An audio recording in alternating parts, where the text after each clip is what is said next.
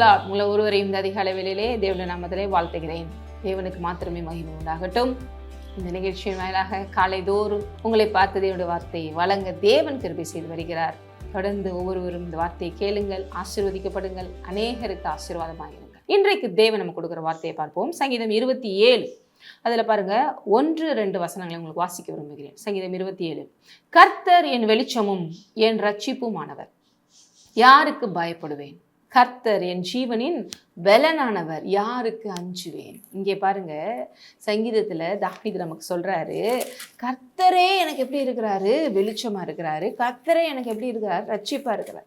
தாவீது பார்த்தீங்கன்னா அவருடைய வாழ்க்கையில எவ்வளவோ விஷயங்கள்ல எத்தனை எதிரிகளால் சூழப்படுறாரு, எவ்வளவோ நாசமோசங்களை ஃபேஸ் பண்றாரு, எவ்வளவோ ஒரு மரண பள்ளத்தாக்கில் நடக்கிறாரு. ஆனாலும் எல்லாவற்றிலும் அவர் எப்படிங்க சக்சஸ் எடுக்கிறாருன்னா, இந்த விதமான மைண்ட் செட், இந்த விதமான அவர் விசுவாசித்ததனுடைய விளைவு மாத்திரமே என்று நம்ம அழகாவே சொல்லலாம். இப்போ 27 பாருங்க, தாவீது எதுக்கு இப்படி சொல்றாரு அப்படின்னா, என் சத்துருக்களும் என் பகைஞருமாகிய பொல்லாதவர்கள் என் மாம்சத்தை பட்சிக்க என்னை நெருக்குகையில் அப்படின்னா, அவ்வளோ ஒரு சுச்சுவேஷன். என்ன அப்படியே என் மாம்சத்தை பட்சிக்க, என்னை அழித்து போட, என்னை அப்படியே உயிரோடு விழுங்க வகை தேடி துரிகிறாங்க. அவ்வளோ எனக்கு எனிமீஸ் இருக்காங்க, அவ்வளோ எதிரிகள் இருக்காங்க.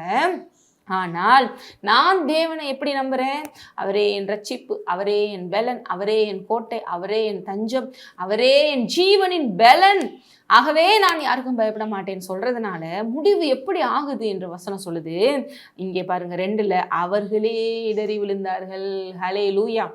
இங்கே நம்ம போய் எதுவும் பண்ண தேவையில்லை. நம்ம தேவனை விடாமல் பிடித்து கொள்ளும் பொழுது, தேவனை பற்றி கொள்ளும் பொழுது, தேவனுக்குள்ள நம்மை காத்து கொள்ளும் பொழுது, அவர் தமது சிறகுகளாக நம்மை மூடும் போது அங்கே யாரும் நமக்கு எதிராக ஒன்றும் செய்ய முடியாது. ஏனென்றால் அவரை தொட்டால் தான் அடுத்து நம்மளை தொட முடியும். அப்போ எதிர்த்து வருகிறவங்களை என்ன பண்ணுறாங்களான்னா, அவர்களே இடறி விழுந்தார்கள். ஹல்லேலூயா.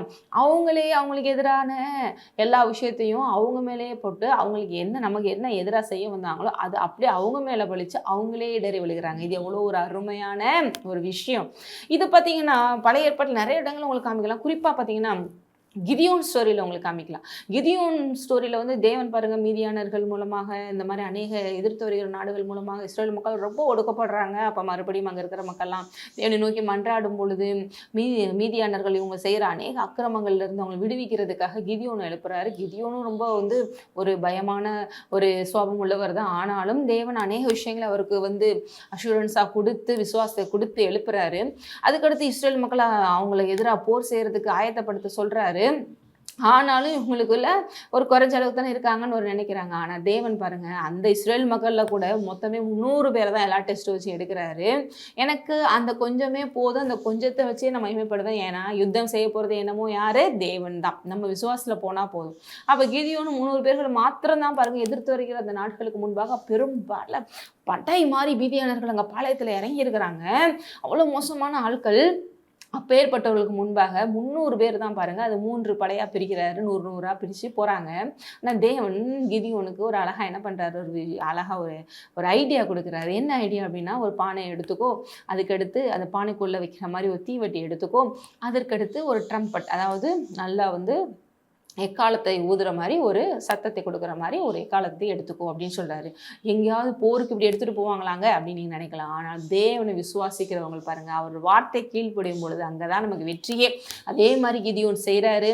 அதுக்கு முன்னாலே பாருங்கள், எதிரிகளின் பாளையத்தில் அவங்களுக்கு நைட்டில் ஒரு கனவை கொடுத்து, எப்படியும் இவங்க தான் ஜெயிக்க போகிறாங்க, கிதியோன் பட்டயம் தான் வெளில போகுதுன்னு சொல்லி அவங்க மனதில் ஒரு சைக்காலஜிக்கலாக ஒரு ஃபியரை தேவன் ஏற்படுத்திட்டாரு. இதை கிதியோன் போய் பார்த்து அவன் விட்டு கேட்டு அதனை அறிந்து கொள்கிறாரு.